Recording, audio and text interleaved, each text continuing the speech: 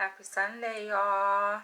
So I'm just coming in to do a really quick video as a follow-up to the Cuckolding in the UK series that I made.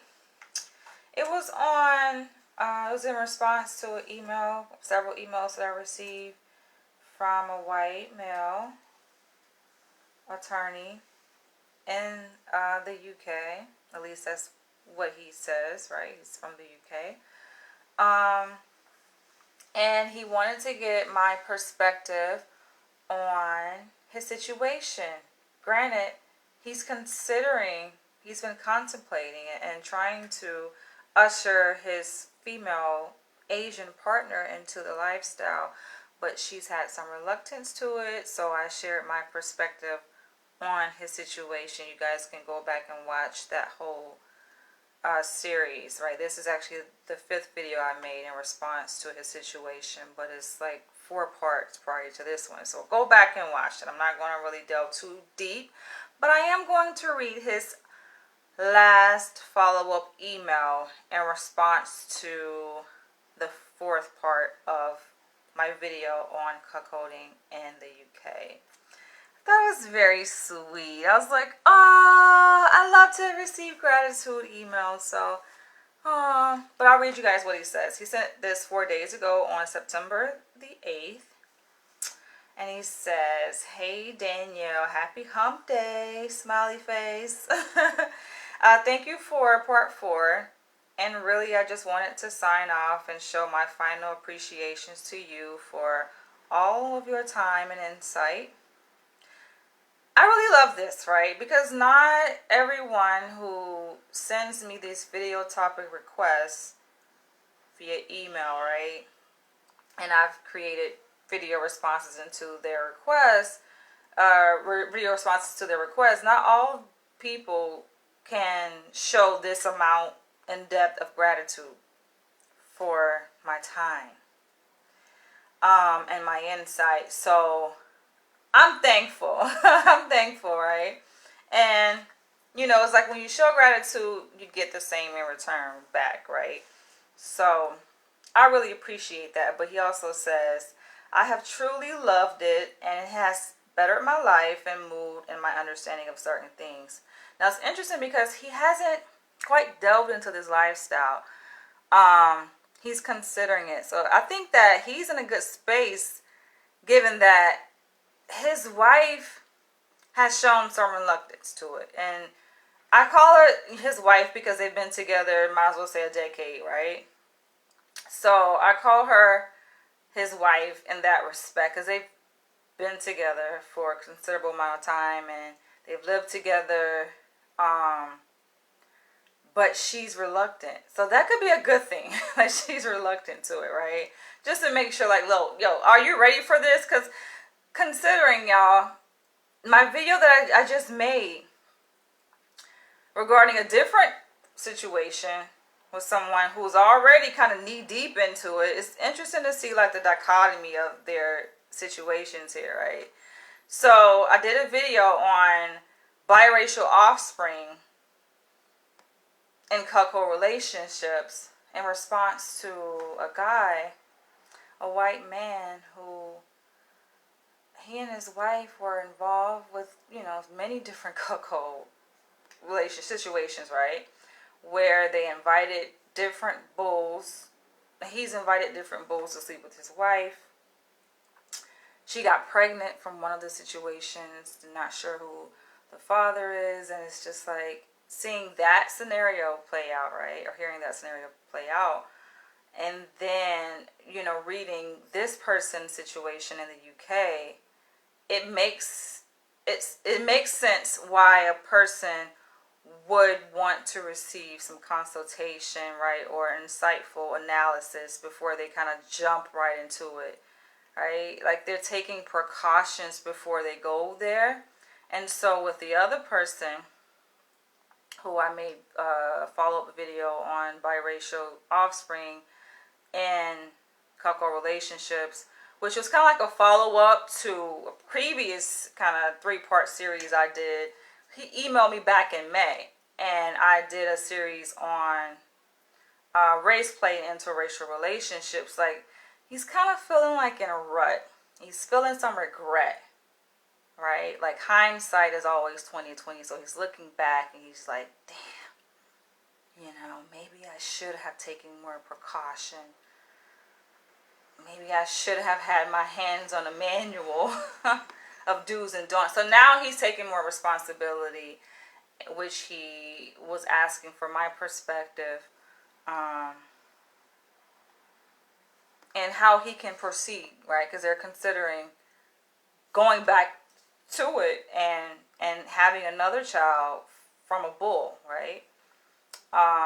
But they want to make sure that they're making the right choices. And so I can really appreciate this person here in the UK, given that his wife has shown reluctance. She has not consented necessarily, though he said that, okay, she agreed to it, but she physically didn't agree to it. Like, she hasn't said okay to any of the men who he's shown her, right? He's like going through profile pictures and showing her these options, and she's like, no, no, no, no, no. So the reluctance is coming from her conscience. And you guys go back and watch previous video, more recent video on the other guy's situation, right? Who kind of created this bastard child in a way, with his wife. And now, he's feeling some regret. So you think about that, right? Many different ways people approach fantasies. Some people kind of just jump right in, like, let's just do it. And then other people, they have their conscience, like, really speaks to them. So I talk about the role of your conscience and kind of the cost of ignoring or shushing your conscience, so parallel with that email, looking at this email, it was like, her, his wife's conscience, the Asian woman here, I say wife, because like I said, it's like common law marriage. They've been together for so many years, living together, but she has a conscience, and she's responding more to her conscience, right, as she is to maybe her proclivity to be adventurous, and meet her husband's desires, fulfill her husband's desires, and her sleeping with, a bull, or it's not just going to be one bull, it's going to be several, right? Because, can't just stop at one unless you have a terrible experience at the first time. Which I would say it could go 50-50, it could go either way. But I would say usually no. I would say the chances of having like a terrible first time experience, it may not be like what you expected. Nothing really is what we expect, right? But in terms, when I say terrible, I mean to the extent where it averts any subsequent desire to continue to participate in this lifestyle, right? Right? Because it completely, like, you develop a complete aversion to this, right? That likelihood, I think, is very small. She could, of course, have mixed feelings on the first time, but yeah. I told him to follow up, to stay in touch. So, continuing reading, he says, I would love to keep you posted and updated about developments, because in my part 4 of Cuckolding in the UK, I kind of like said it was like my final video response, right? Because I'm like, how much more can I continue to, go back and forth and expound upon this, given that my channel isn't really a cuckold channel. It's just one aspect of many different interests that I talk about here with you guys. But I'm open to continuing to explore the cuckold world. I'm not closed down to it. It's very fascinating, I think, to me, even though I don't have like a direct involvement in cuckolding necessarily. But I am drawn to kink. I'm drawn to BDSM. I identify myself as a submissive baby girl. So, with that being said, yeah, I'm open to an ongoing conversation. But yeah, sometimes I think it's worth having like a breather, taking a step back, not just for myself or in the audience, but for you guys who send me these emails, and I make like these kind of 2, 3-part, 4-part series to your situation at hand. It's helpful to kind of digest my perspective integrated with, your perspective, you taking that with your partner, sharing it with your partner, and just to kind of like consolidate the information, you know, and then go about and make your own decision, right? Not be so fully relying upon my perspective, what I think, right? Because that's just a drop in the bucket, I think, right? It's like so many different ways of looking at a thing, and my perspective is just one way.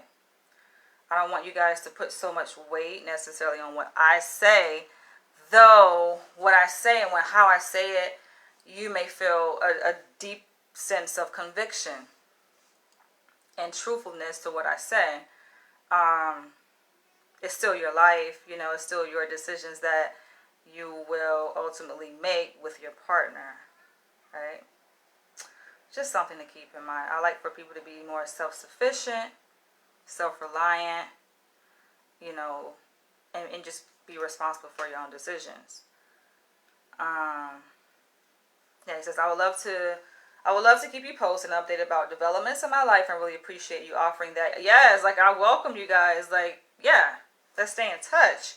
He says, I will miss your daily feedback, and it makes me feel a little sad that things must draw to a close in terms of our interactions. I feel like he attached to me very easily, quickly, which kind of goes back to like attachment theory, which I did do like a analysis. It was part of my analysis in my follow-up or video responses to his emails that he was sending. I did look at it from like a more psychoanalytic, theoretical perspective, which he was so kind to divulge his childhood history. A lot of people don't want to go there. Like, you know what? No, my adult proclivities to certain fetishes, and living out certain fantasies, that's just my adult life, right? That's separate from what my life was like as a child, what my attachment style was to my parents, and any feelings of abandonment that may have surfaced as a result.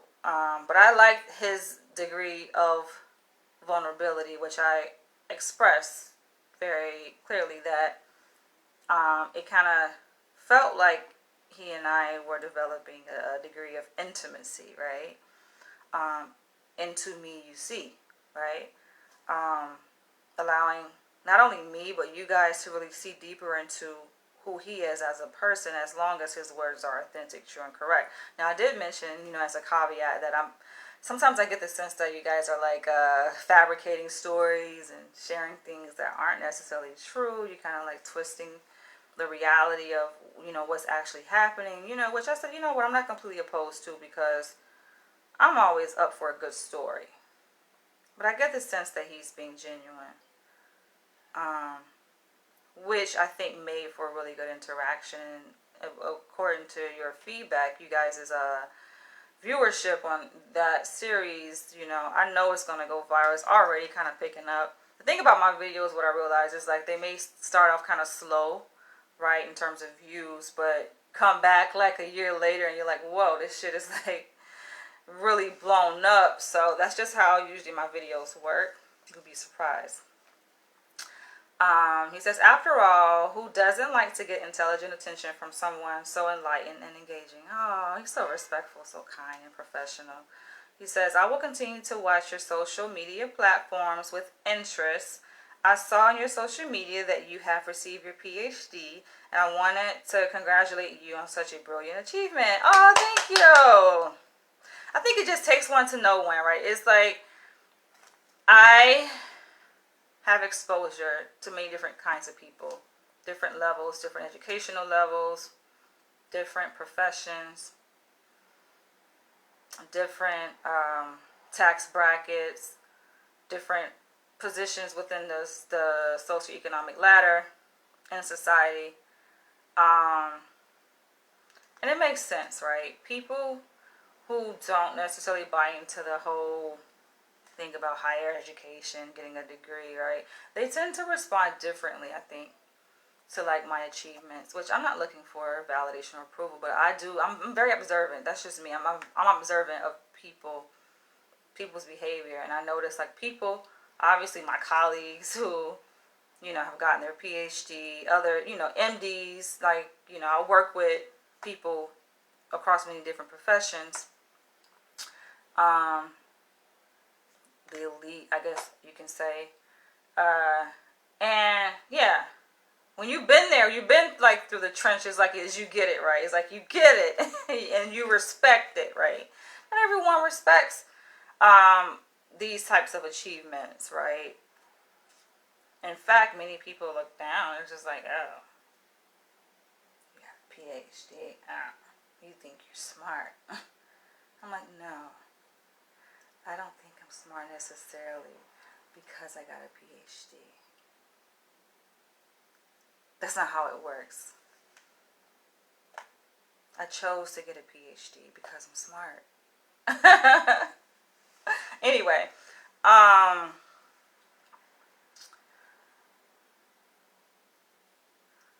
like this statement. He says, "The world is your oyster, truly. Good luck with your impending career development." Oh, thank you.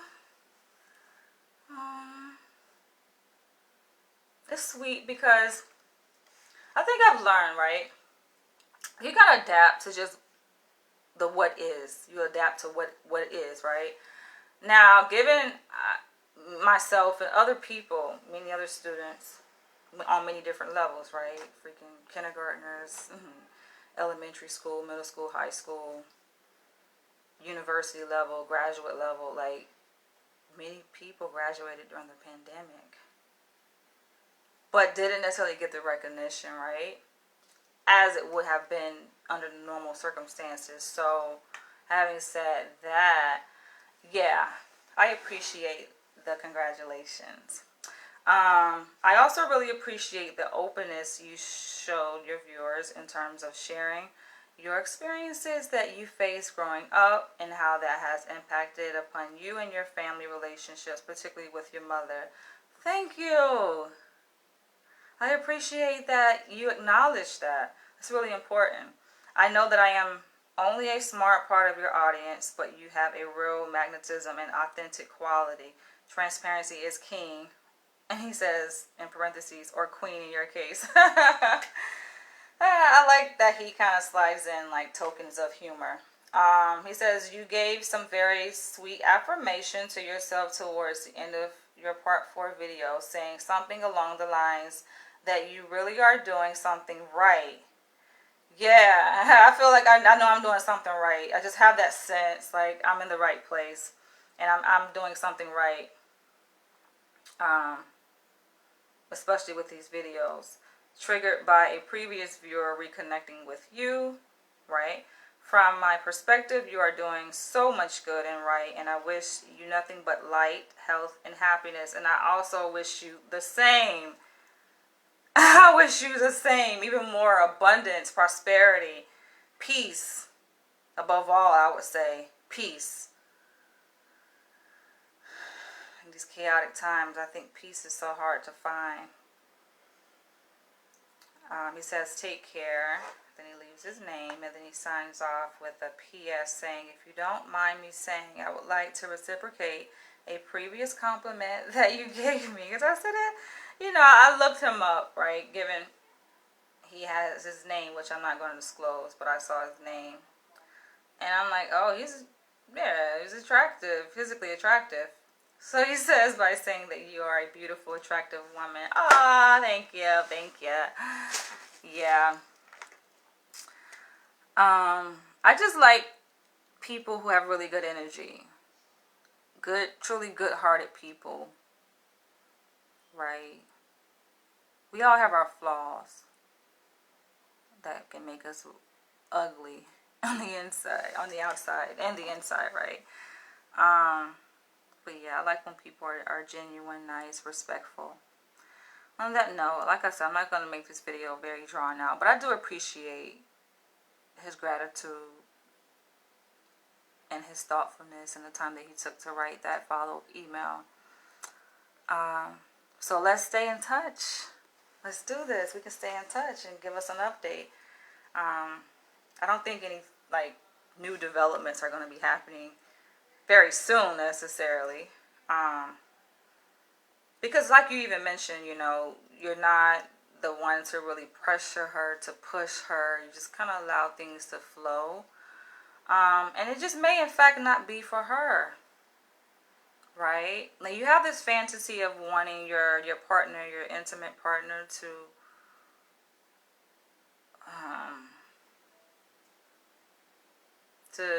kind of explore her sexuality, right? Just to be a little more free, feeding into your fetish of cuckolding.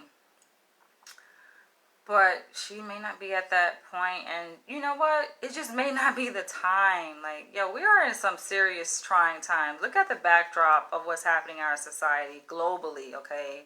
Our global society. Shit, we're not off the hook here, okay? Shit is like it's getting crazier. I don't know if you guys can see that, but things are getting crazier. Right? Yes, things are beginning to open up, and we seem to be getting closer, stepping into a sense of normalcy. But no, y'all. This is just the beginning, y'all. These vaccinations, it's just now beginning to unfold. There's a lot more that's going to happen in the coming months. So there is a time for everything. Now, if you're like me, right, I'm the kind of person, like, even during the peak of the pandemic, yo, like, these things are happening, right, but yet, I'm just, like, in my own world, just living life, and it's just, like, some people are like, girl, you know, we're in the middle of a pandemic, people be looking at me, I'm walking down the street, looking at me like, yeah, something is weird about her, because I literally, like, be in my own world, so I get it, you know. You live your life according to the beat of your own drum. Even if we are still in the middle of a fucking pandemic. We're not at the end. Though. I like to reframe it and say, you know what? We're coming out of a pandemic. I say that oftentimes a lot. Right? Even with my clients, my colleagues. We're coming out of the pandemic. But the pandemic, I mean, I mentioned this too in a previous video. I kind of like slide in jewels, right? But I've said this, like, the pandemic is just like a tool being used. There's so much more happening. But that's not what this video is about. But anyway, yeah, live your life. You're going to do that anyway. Live your life. Just live your life. Hey. Hopefully you can find peace and excitement in that. And you know, I think he had already mentioned, though, that he's just going to focus on, like, making her happy, which probably consists of just doing vanilla shit. Living a regular, vanilla lifestyle relationship with your partner. But I don't think, even though, like, we kind of, like, delved into his underlining, like, psychological factors that may be driving him to this cuckold lifestyle. A person can be aware of that, but it doesn't mean that it takes away, like, from their fetish, right? From that desire. That desire really doesn't go away necessarily. Like I even mentioned to you guys boldly, and to my colleagues and superiors and administrators who may have had their antennas up, right, regarding my fit as being a psychologist. It's just like, yo, I'm well aware of myself, my childhood experiences, and all of that good stuff, right? And how it plays into who I am as an adult. But that don't take away from my desire to want to be dominated by, you know, an alpha male, and to be tied up, to be beaten. That ain't gonna go away. I feel like that is so deeply rooted in my fucking DNA. Yo. Okay, I'm going to end this video here. Because every time I think about it, I just... It affects me on different levels. But on that note, I'm about to go and try to get some sun. The thing about sun in New York, you got to catch it when it's out. You got to catch it. Otherwise, it'll escape you. So I'm going to try to get some sunlight. And I'll catch you guys later. I do love you guys. I love all of you. I really do. Because I feel you. I feel your energy. And I feel what's behind your words, even when you spew negativity. I love you. Take care, you guys.